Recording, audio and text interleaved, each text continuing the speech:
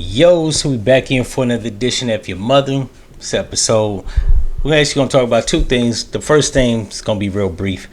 Everybody's talking about Keith Murray, this nigga back on the narcotic. I could have told you that shit, right? Once a junkie, always a junkie. I know that's going to sound harsh, and there's a few people on Instagram that follow me that used to have drug addiction problems. We ain't talking about you. If you clean, you good. And the Lord loves you. This nigga's a fucking idiot. But that's what happens to these celebrities, man. These niggas fall off.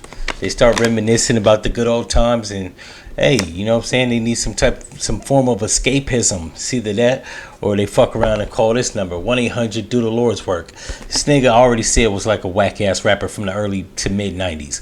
I didn't really feel this nigga because I don't know if it was his face, his fucking style. He was just trash. Nigga had no bars. He wasn't spitting no crazy metaphors. If he did, I missed him.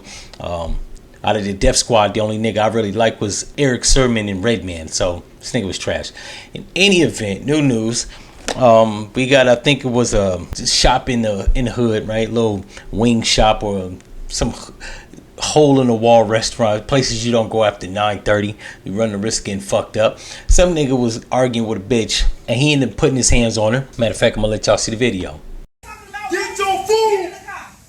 Who? Get in the car? Who? Nay. Get your food! Get your food! If you say one more thing, I'm gonna knock you out. Oh my grandma, say one more thing, I'm gonna knock you out. Say one more thing, I'm gonna knock you out. So y'all got to see that stupid foolishness.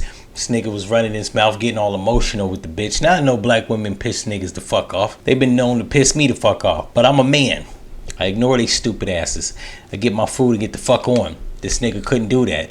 He was putting it on his grandma. That right there was a clear sign that the nigga had female tendencies. Any nigga that talks about being raised by his mom and not his father, nigga probably got female tendencies. For every now and again, you gotta check that shit, because if left unchecked, that can lead to bitch assness.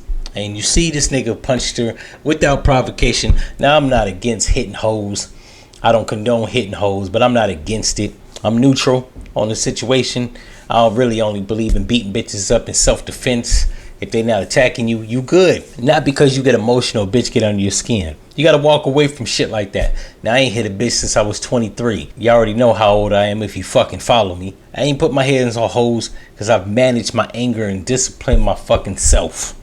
But this nigga didn't get those lessons, those life lessons, and he struck the woman, which her 14-year-old son came out the car, pulled the blick, and shot this nigga twice and killed him.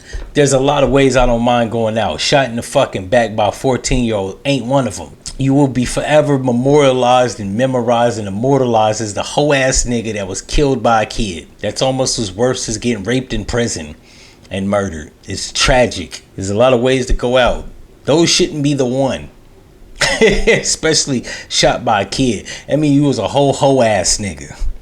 That's why I watch myself when I'm around kids. I don't trust these motherfuckers. If they under the fucking age of 21, they might have a blick on them. When I see little kids, I get the fuck out the way, because I don't have to kill nobody's child, and I don't want nobody's child shooting me. But this nigga was putting his feet on the woman.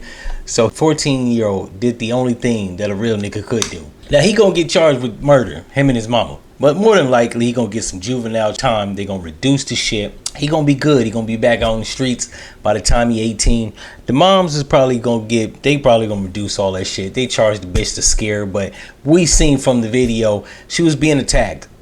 And it's highly unlike me to defend black women, because most of the time they be in the wrong. But this was one situation, even though she was running her mouth, she wasn't putting her hands on him first. That nigga drew first blood. He gotta go. He gotta die. And I ain't tripping, because those are the type of niggas that I don't want in the neighborhood. Niggas that beat bitches up without provocation, right? It's not in self-defense. You just trying out your new moves. But on a nigga, you ain't gonna do that shit.